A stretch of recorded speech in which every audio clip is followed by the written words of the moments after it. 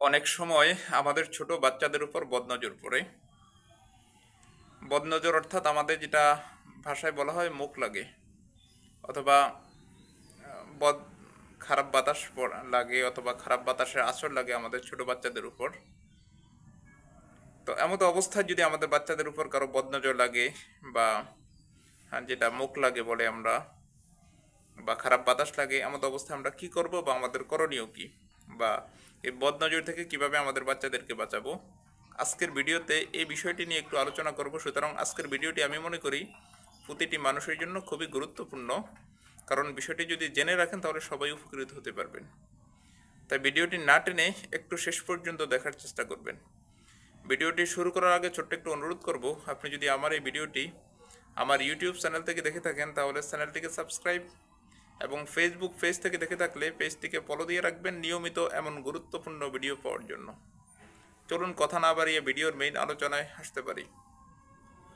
দর্শক, যখন আমাদের ছোট বাচ্চাদের উপর কারো বদনজর পড়বে, বদনজর অর্থাৎ কিভাবে পড়ে এই বিষয়টি একটু ব্যাখ্যার সাথে আমি বলতে চাই। সেটা হচ্ছে, দেখা যায় আমাদের ছোট বাচ্চারা কোনো একটু কিছু খাচ্ছে, হঠাৎ একজন এসে মুখের উপরে একটা ডাক দিয়ে ফেললো, অথবা বাচ্চাটাকে দেখতে খুব সুন্দর দেখাচ্ছে, হঠাৎ একটা ডাক দিয়ে ফেললো, বা খারাপ একটা মন্তব্য করলো বাচ্চার সম্পর্কে, অথবা তার দিকে একটু খারাপ নজরে তাকালো।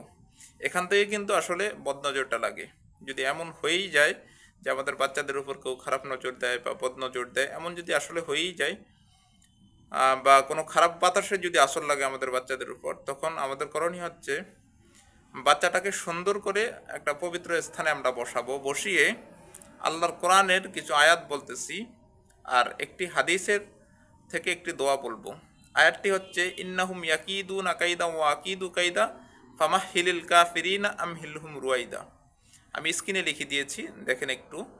আয়াতটি হচ্ছে, ইন্নাহুম ইয়াকিদুনা কাইদা ওয়া আকিদু কাইদা ফামাহহিলিল কাফিরিনা আমহিলহুম রুয়াইদা। এই আয়াতটি 7বার পরে বাচ্চার গায়ে ফু দিব, এবং 7বার পরে একটি পানির পাত্রের ভিতরে কিছু পানির ভিতরে ফু দিব। আরেকটি দোয়া, বিসমিল্লাহিল্লাযী লা ইয়াদুররু মা ইসমিহি শাইউন ফিল আরদি ওয়ালা ফিস সামাই ওয়া হুয়াস সামিউল আলিম। এই দোয়াটি 7বার পরে বাচ্চার গায়ে ফু দিব 7টা, আর আবার 7বার পরে পানির ভিতরে ফু দিব। এরকমভাবে বাচ্চার আমরা রুকাইয়া করব।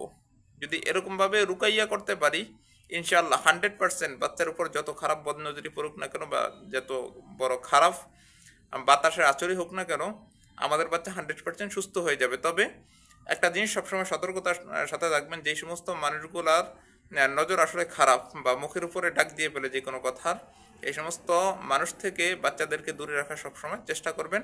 আপনার বাচ্চা সেফ থাকবে।